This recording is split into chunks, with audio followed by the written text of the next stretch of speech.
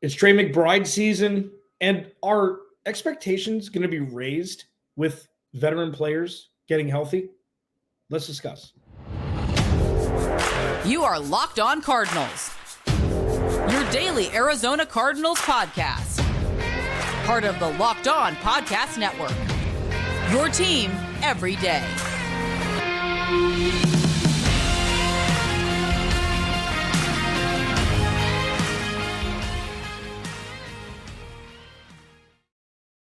Cardinals, Alex Clancy here. Follow me on Twitter at Clancy's Corner. Follow the podcast at Locked On AZ Cards. Thank you for making Locked On Cardinals your first listen each and every day, free wherever you get your podcast and on YouTube.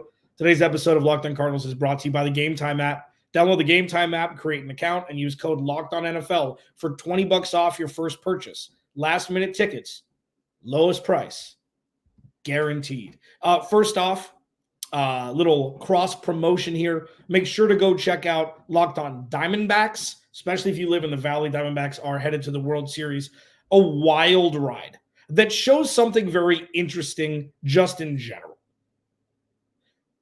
The Arizona Diamondbacks are somewhat devoid of talent in very important spots. Sure.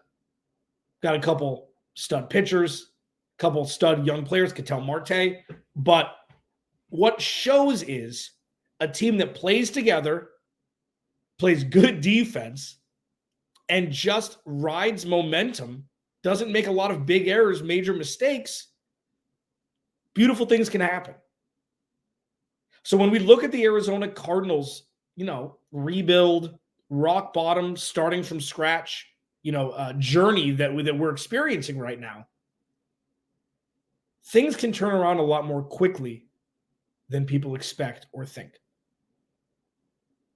And it's been a wild, wild ride watching the Diamondbacks go through the playoffs.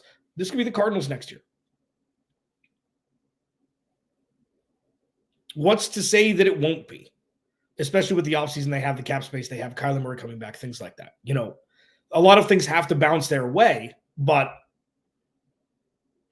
many more crazy things have happened than what we experienced with the Diamondbacks. And the Cardinals can set themselves up for success starting now as they rebuild their foundation. Now, Zach Ertz is placed on IR. Hampered, he just never looked quite right coming back from injury last season. And I said a lot of this offseason that young guys should get reps. I talked about Clayton Tune getting the start because it legitimately doesn't matter. And I changed my course a little bit because Joshua Dobbs looks competent in this offense. And, he's not a Nathan Peterman, so he looks like an NFL quarterback, kind of enough to keep him out there every week, where it's not just a total embarrassment. And one of the main people that I was looking at with respect to what I just mentioned was Trey McBride. It's like, there's no reason Zach Ertz should get tight end one touches. At some point, you're going to need to pass the torch. Zach Ertz has been fantastic since he's been here. He's been a consummate pro. I mean, I think he played Thursday Night Football, his last game with Philly. He was traded, and he was on the sideline on Sunday, same week, different team with the Cardinals. That shows you the kind of player and teammate that he is. He's been incredible for the locker room. He's been incredible for the community. He's been incredible for everything, just like J.J. Watt was. And you drafted a tight end in the second round, arguably the best tight end coming out of the draft last year. And,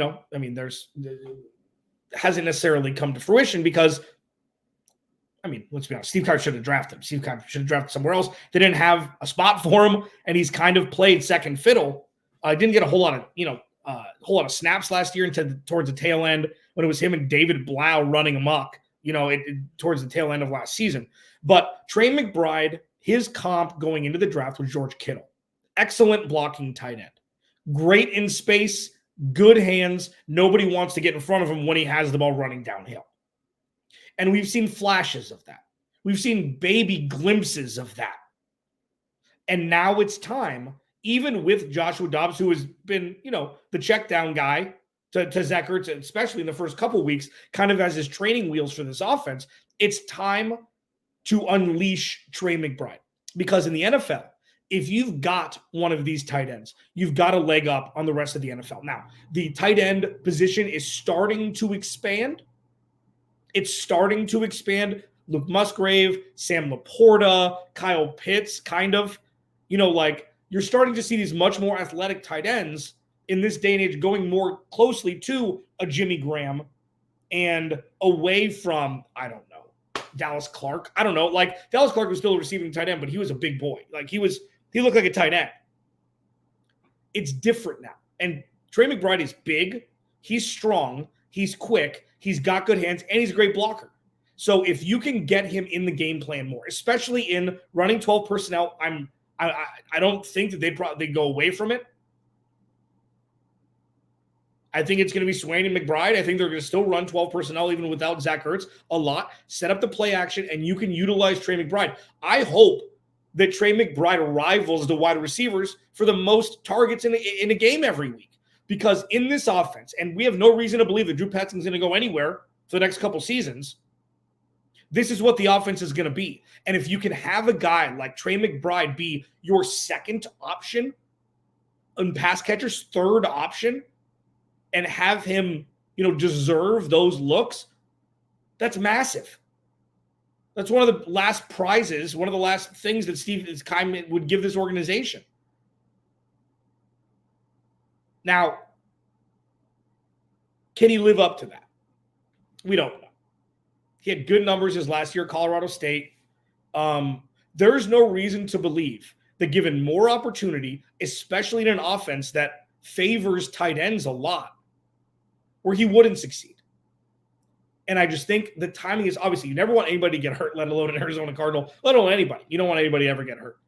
The timing of Zach Ertz getting hurt, obviously, again, you don't want anybody ever to get injured. But when he did, it's actually the right time this is it. This is the time. I'm going to talk about expectations in the next segment for the team as a whole with Jalen Thompson getting healthy. They released Kayvon Wallace yesterday, who played in Jalen Thompson's position place. Him and Budda Baker, they're both going to be back. Are the expectations raised? I think that Zach Ertz, while still being a part of the organization, and we'll see what happens after this season, they may restructure and have him come back. He may retire. He may go back to Philly for a year. We don't know. But this is an addition by subtraction situation for Trey McBride. We're going to find out. He's going to get looks. Kyler Murray's going to come back in the next couple weeks. He's going to get more looks. And we'll see what this offense looks like in a future-paced manner with the players the Cardinals have on offense currently. We'll see if James Conner comes back right when he's eligible to come back in a couple weeks. And if that's the case, if him and Kyler Murray both come back in week 10, or James Conner comes back in week 11, say he comes back before the bye, and you have Hollywood Brown and Michael Wilson and Rondale Moore all healthy, you have Trey McBride as tight end 1, the offensive line holds up, you hope, with Kyler Murray and James Conner in the backfield, you're going to start to see what this could look like in 2024. So while obviously you never want an Arizona Cardinal to get hurt, you don't want anybody to ever get hurt, the timing of it actually benefits what the Cardinals want to see if this is going to work for the future with the personnel that they have. And I don't see a way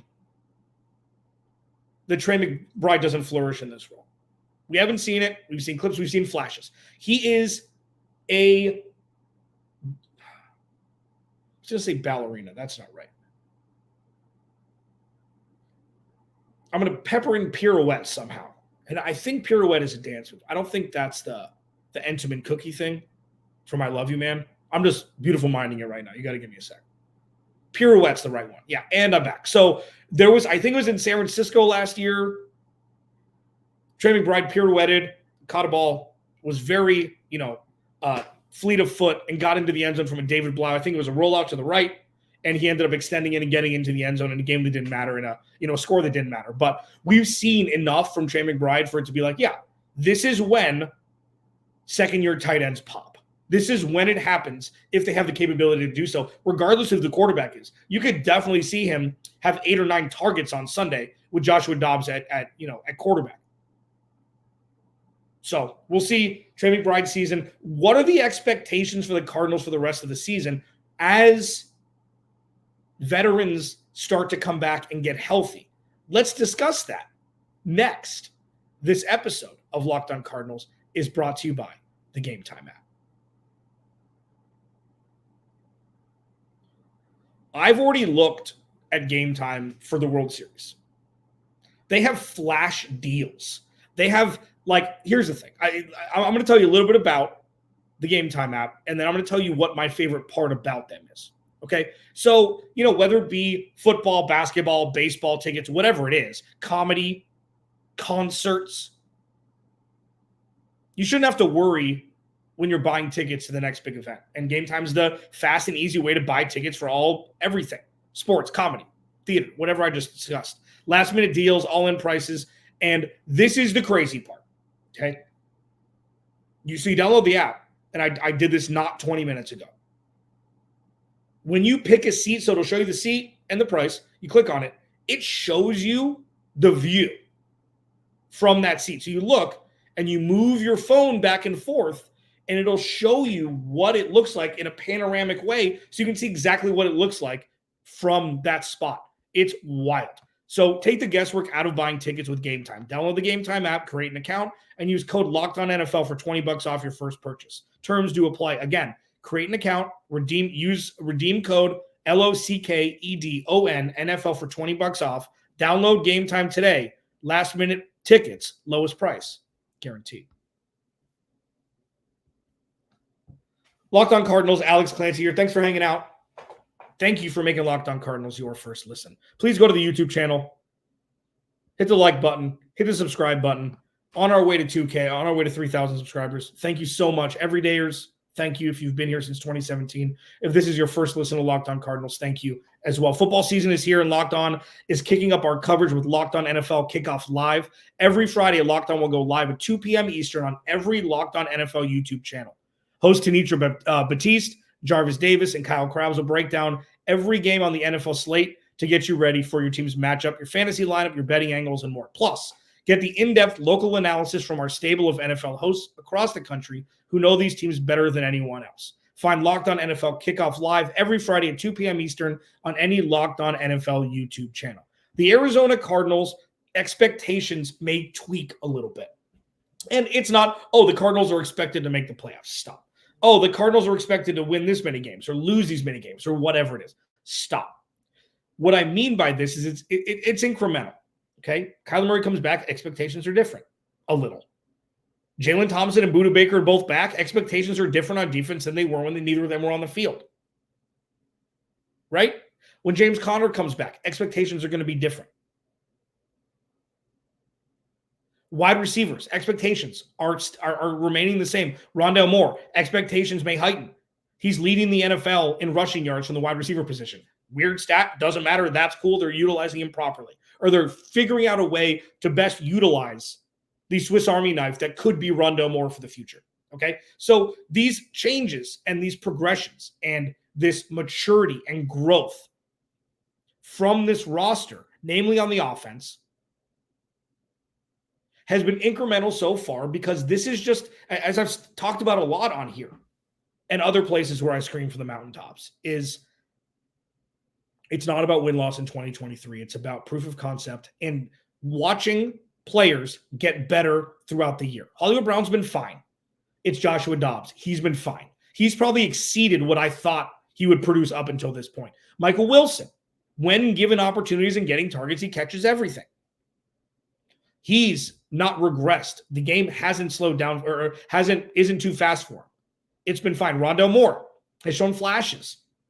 I can work with that flashes for Drew Petzing with Kyler Murray calling the shots and not Joshua Dobbs. Garrett Wilson, 1 game, 1 interception.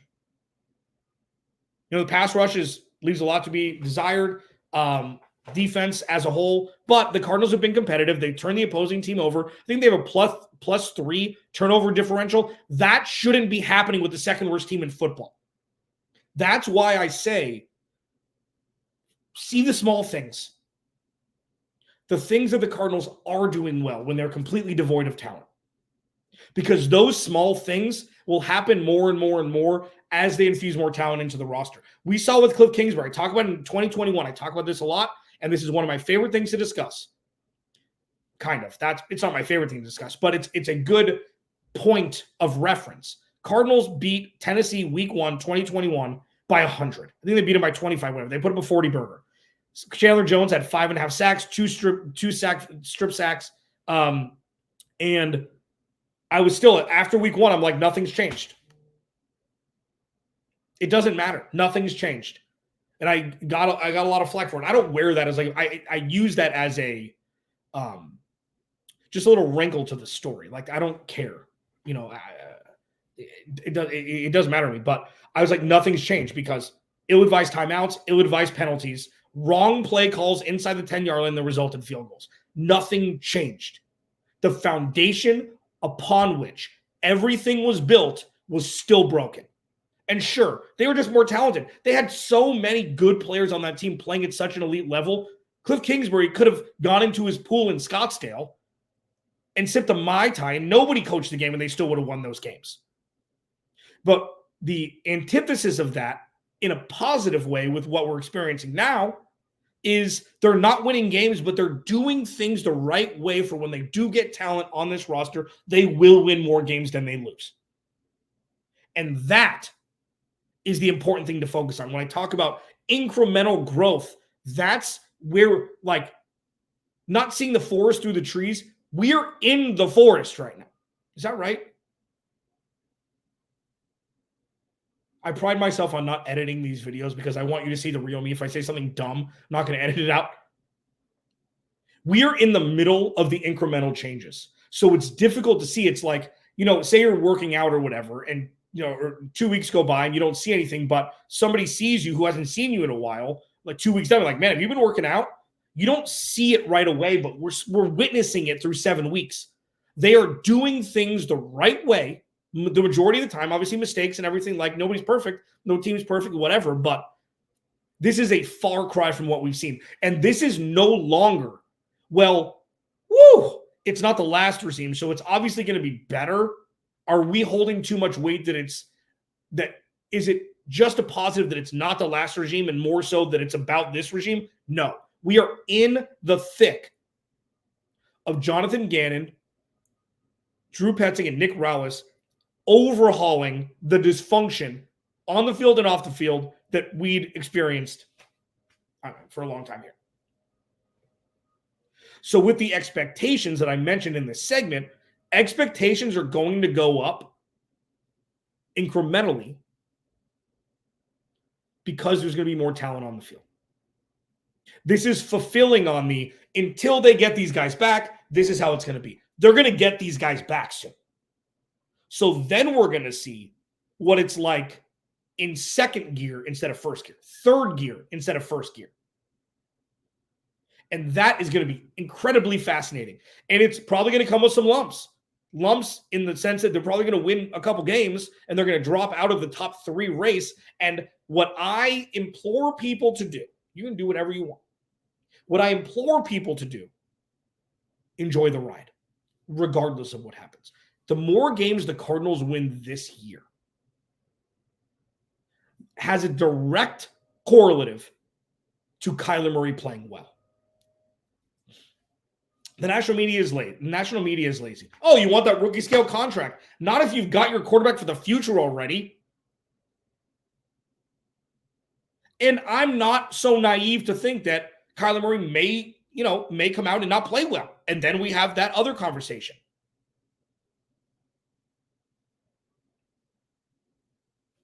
Expectations will incrementally rise, which could have an inverse.